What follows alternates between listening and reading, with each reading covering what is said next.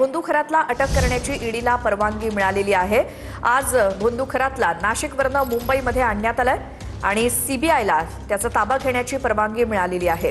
माफ करा, ईडीला त्याची ताब्यात घेण्याची परवानगी मिळाली आहे। त्यामुळे भोंदू अशोक खरात आता ईडीच्या ताब्यात असणार आहे पुढील चौकशीसाठी आणि तपासासाठी। आर्थिक गैरव्यवहाराप्रकरणी भोंदू अशोक खरातची ईडीकडनं आता चौकशी होणार आहे। त्यासाठी नाशिकमधनं त्याला आज सकाळीच मुंबईमध्ये आणण्यात आलं आणि आता भोंदू खरातला अटक करण्याची परवानगी ईडीला मिळाली आहे। त्यामुळे पुढचा ताबा अशोक खरातचा हा ईडीकडे असणार आहे। आर्थिक गैरव्यवहाराप्रकरणी ईडी भोंदू खरातची चौकशी करणार। आज नाशिकमधनं मुंबईमध्ये आणून विशेष पीएमएलए कोर्टामध्ये त्याला हजर करण्यात आलं। तर ईडी कोठडी मिळवण्यासाठी उद्या अशोक खरातला कोर्टामध्ये हजर केलं जाणार आहे।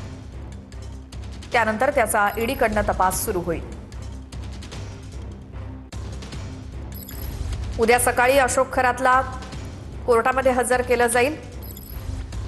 आज विशेष पीएमएलए कोर्टामध्ये हजर करण्यात आलं आणि त्यानंतर आता ईडीकडनं त्याचा ताबा घेतला जाईल। ईडीकडनं त्याची चौकशी सुरू होईल।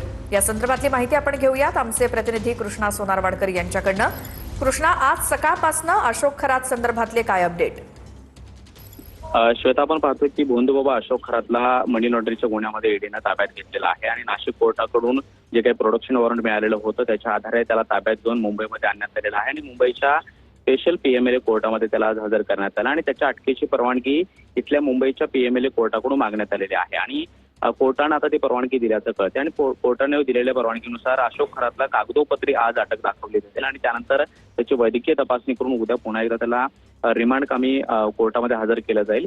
उद्या विशेष पीएमएलए कोर्टामध्ये अशोक खरातला पुन्हा सकाळी 11 नंतर हजर केलं जाणार आहे आणि त्यासाठी त्याच्या अटकेची नेमकी कारणं काय आहेत, त्याचबरोबर मनी लॉन्ड्रिंग ज्या पतसंस्थांमधून झालेलं आहे त्यामध्ये समता पतसंस्था असेल किंवा राहता बँक आहे, याच्यामध्ये जे काही नॉमिनी राहून त्यानं बनावट कागदपत्र बनावट अकाउंट जे काढलेले होते आणि त्याच्यामध्ये करोडो रुपयांचा व्यवहार केलेला आहे, त्या सगळ्याचा तपशील ईडीकडून उद्या कोर्टामध्ये मांडला जाईल आणि त्याची ईडीची कोठडी उद्या मागितली जाईल। आज फक्त त्याच्या अटकेची परवानगी कोर्टाने दिलेली आहे, तशी परवानगी ईडीने घेतलेली आहे आणि आता थोड्याच वेळामध्ये त्याला पुन्हा एकदा ईडीच्या कार्यालयामध्ये नेण्यात येईल आणि त्यानंतर कागदोपत्री त्याच्या अटकेची प्रक्रिया पूर्ण करून उद्या 11 नंतर पुन्हा एकदा त्याला विशेष पीएमएलए कोर्टामध्ये हजर केलं जाणार आहे। कृष्णा, धन्यवाद या सगळ्या माहितीसाठी। अपडेट आपण घेत राहू।